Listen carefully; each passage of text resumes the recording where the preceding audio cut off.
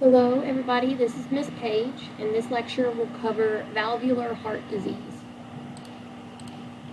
Objectives for this lecture are going to be identify the valves of the heart and their functions, identify the etiology and pathophysiology, clinical manifestations, assessment, diagnostic tests, medical management, nursing interventions, and prognosis for patients with valvular heart disease, and also specify patient teaching for patients with valvular heart disease.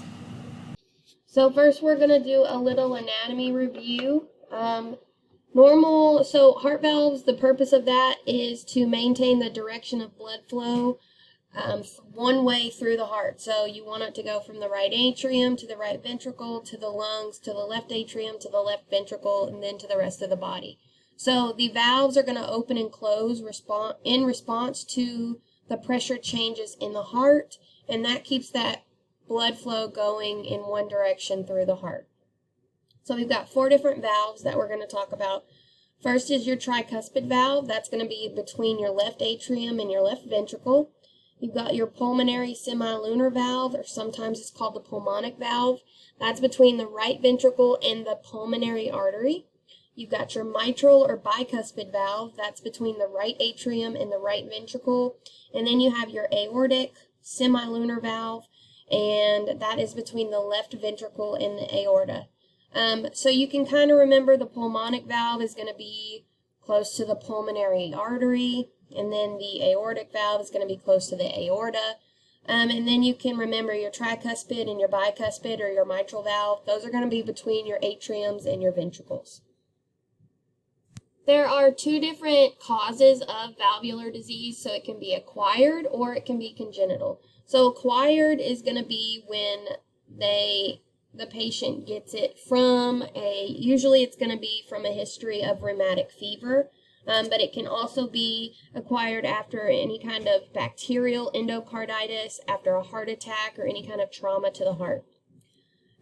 Rheumatic fever, that's caused by untreated or undertreated streptococcal infections, and usually that happens in children.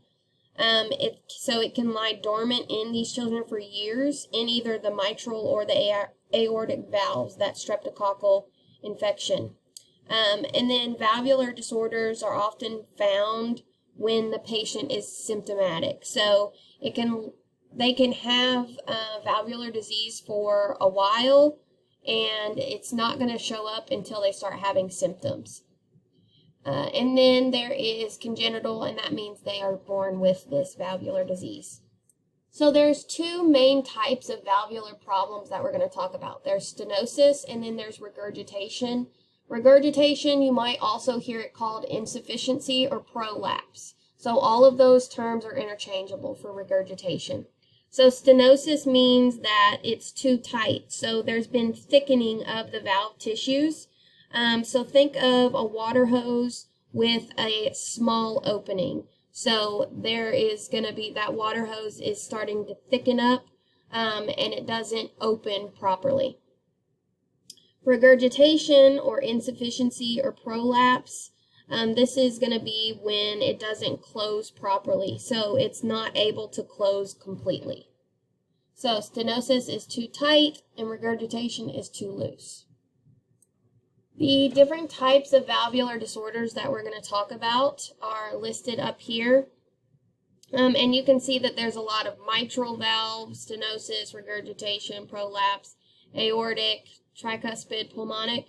And we'll talk about a lot of the mitral and the aortic valves, and because they're most affected because of that greater workload on the left side of the heart. So first valvular disease we'll talk about is going to be our mitral valve stenosis. So we know that the stenosis means that it's too tight, and the mitral valve is going to be between that left atrium and that left ventricle.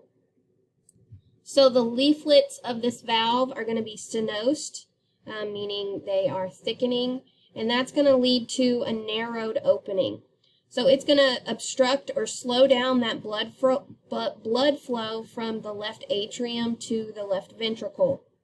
This in turn is going to lead to an enlargement of the left atrium because it's going to be holding on to that extra blood that's not able to go through that mitral valve into the left ventricle. This can cause that blood to back up into the lungs, and that can cause pulmonary congestion, and eventually it can cause right-sided heart failure. Most commonly, the cause of mitral valve stenosis is going to be from rheumatic fever. Your signs and symptoms of mitral valve stenosis are going to be related somewhat to respiratory conditions because it's going to back up into those lungs. So dyspnea, shortness of breath, cough, hemoptysis, fatigue, that's going to be related to that decreased cardiac output because, again, that blood's not enough blood is flowing from the left atrium to the left ventricle, so that's going to decrease cardiac output of that left ventricle. Palpitations, there might be a flutter or AFib, and that's from that atrial enlargement. They can have some chest pain, murmur, or clicking sounds when you're listening to the heart sounds. Hoarseness, and that's going to be from that atrial enlargement. And then they can also have seizures or a stroke, and that can be from that emboli that can sometimes form in that atrium from too much blood being in there. Because that emboli can arise from the stagnant blood that's left in the atrium. So this next valvular disease, we're still talking about the mitral valve, and this is going to be mitral valve prolapse or regurgitation. So basically what happens is these leaflets of the valve, they're going to bulge backwards into the left atrium during systole. So when the heart beats, these valves are going to bulge backwards into that left atrium.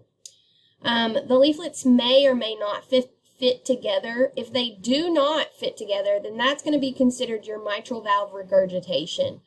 So if they do fit together and they're just bulging backwards, then that's going to be your prolapse. So you can see on this picture that I have on here, this is going to be your normal mitral valve when the heart is beating. This is going to be your prolapse, so you can see how they're kind of bulging backwards into this left atrium. And this is going to be your regurgitation. So there's an opening right here where these leaflets are, and that causes blood to flow back into that left atrium. The most common, this is going to be your most common form of valvular heart disease, and it tends to be hereditary, but infections can contribute. So your signs and symptoms, most people are not going to have any signs and symptoms, but if it gets worse, then they can have chest pain, dysrhythmias, palpitations, dizziness, syncope, or maybe a murmur or a clicking sound heard during auscultation of the heart. Specifically talking about mitral valve regurgitation, so this is again where the mitral valve doesn't close completely and it allows some backflow of the blood into the left atrium. This can cause an increase in the blood volume in the left atrium, and that can cause left atrium enlargement. And in order to compensate to pump out more blood, that left ventricle is going to dilate. And then if the left ventricle isn't pumping out enough blood, the blood can then back up into that left atrium again, back up into that pulmonary artery, then to the right ventricle, to the right atrium, and that can cause some heart failure. For your mitral valve regurgitation, the major cause is going to be rheumatic heart fever or rheumatic heart disease, but also heart attacks, mitral valve prolapse, and infectious endocarditis can also cause that regurgitation. Your signs and symptoms for regurgitation, initially it's going to be asymptomatic, similar to mitral stenosis, but then if you get into the acute problem, it can cause pulmonary edema and shock, and then if it's a chronic problem, it can cause weakness, fatigue, dyspnea, and murmurs. Next, we'll move on to aortic valve stenosis. So this is when stenosis is thickening, and we know that aortic valve is between the left ventricle and the aorta. So this is the thickening of the aortic valve that's between the left ventricle and the aorta. So the valve isn't going to close all the way, and that causes blood to leak back into that left ventricle. This can cause the left ventricle to hypertrophy from that extra blood volume, and then that can cause your decrease in cardiac output. It can lead to heart failure. Causes of this are going to be congenital or the rheumatic heart disease. Your signs and symptoms are going to be chest pain, and that's going to be related to that increased need of oxygen to the myocardium because that left ventricle is working so hard and it's hypertrophying. You can also might hear a murmur. There can be some syncope related to that decreased cardiac output, and then it can eventually lead to signs and symptoms of heart failure if it progresses. Aortic valve regurgitation. So again, we're talking about that aortic valve between that left ventricle and the aorta. And then regurgitation is when those leaflets aren't closing completely and blood is going to back up into that left ventricle. So the left ventricle is going to get overloaded, and that can lead to left-sided heart failure. Signs and symptoms are going to relate to the lungs because it can cause left-sided heart failure. So dyspnea, palpitations, exertional chest pain, orthopnea. You might hear a murmur, bounding pulse, and wide pulse pressure. Next is tricuspid valve disease. So we know that the tricuspid valve is between the right atrium and the right ventricle. So tricuspid valve stenosis, which is what we're first going to talk about, this is going to be extremely uncommon, but it still can happen. So the thickening of the leaflets on the tricuspid valve. So the flow of blood is going to be obstructed from the right atrium to the right ventricles, and then it can back up into that right atrium and cause right atrial enlargement. Your signs and symptoms are going to be related to right-sided heart failure, so peripheral edema, ascites, any kind of swelling in the body.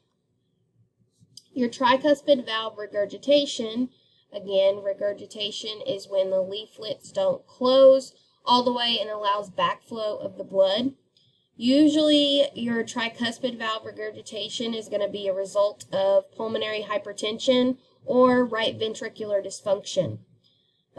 Because remember that right ventricle goes to the pulmonary artery. So if you've got pulmonary hypertension, then that blood's going to back up into the right ventricle and push back on that tricuspid valve. It can cause a volume overload of the right atrium and the right ventricle.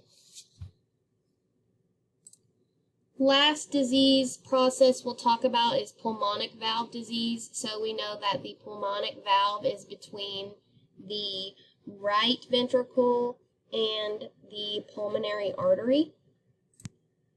This disease is fairly uncommon. If they have pulmonic valve stenosis, usually it's almost always going to be congenital. The pulmonary valve narrows and then the blood slows when it's being pumped out of the right ventricle. Regurgitation is going to be associated with other valvular diseases. So this can be a cause from other valvular diseases that the patient already has. And that is just, again, regurgitation when blood flows back into that right ventricle. Assessment of your patients that have valvular disease. So first you want to start with their health history. You definitely want to ask them if they've ever had rheumatic fever because that can be a cause of a lot of your valvular diseases. And then you want to ask about any kind of cardiac disease. So that do they have hypertension? Do they have heart failure? Any other cardiac disease that can cause increased problems? You'll then want to check on their respiratory assessment. So do they have dyspnea at rest or on exertion or when they're lying down? Do they have cough or are they coughing up blood? What do their lung sounds sound like? Do they have crackles, wheezing? Are they tachypnic? Then your cardiovascular assessment. So listen to the heart. Are there any palpitations? Are there any murmurs that you can hear? Do they have chest pain? Are they dizzy? Are they fatigued?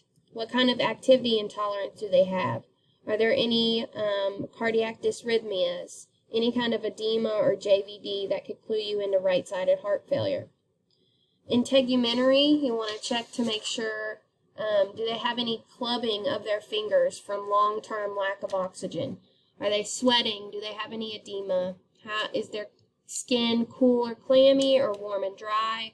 And then are they pale? Then you want to follow with their medications. What kind of medications are they taking? Do they know that they have a valvular disease, or is this a new knowledge to them? And then their coping skills as well. Diagnostic tests that will be done with valvular disease. So obviously we're going to get a chest x-ray to kind of get a picture of that heart. EKG for any kind of abnormal dysrhythmias.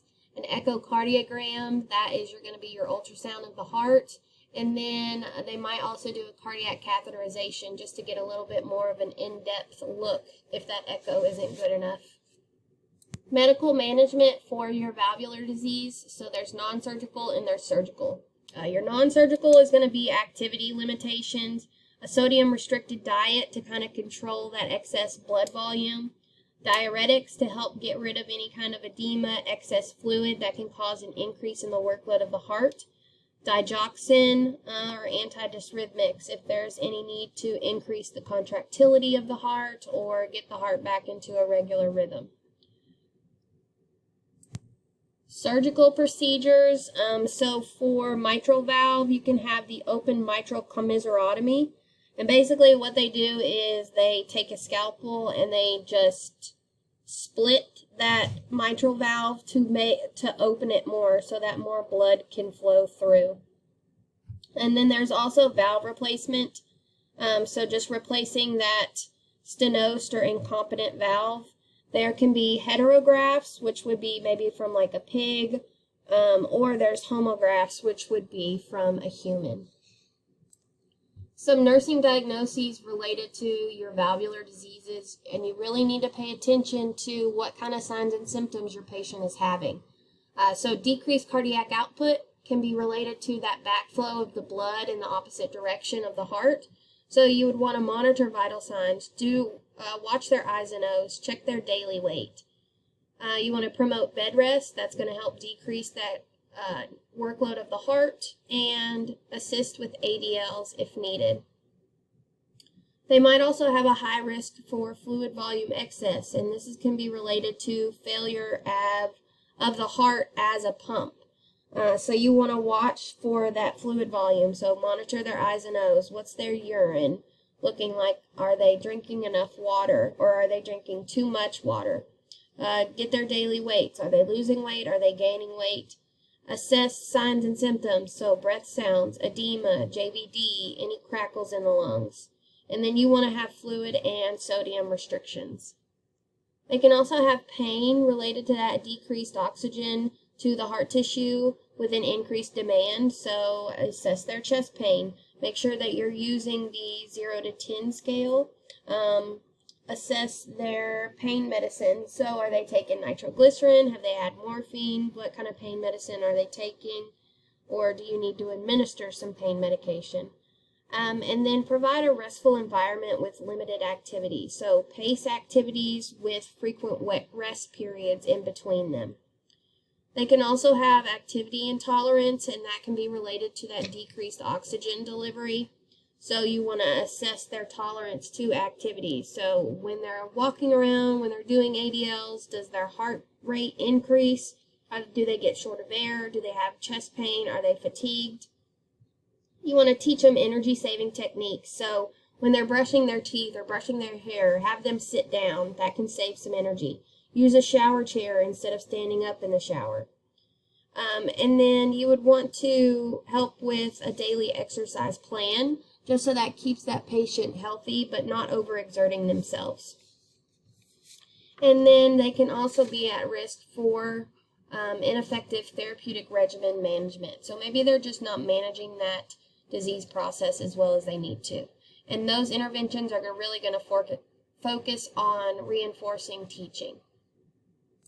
For when you are reinforcing teaching to a patient, you want to make sure to explain the disorder to the patient. The more the patient understands what's going on in their body, the more likely they are to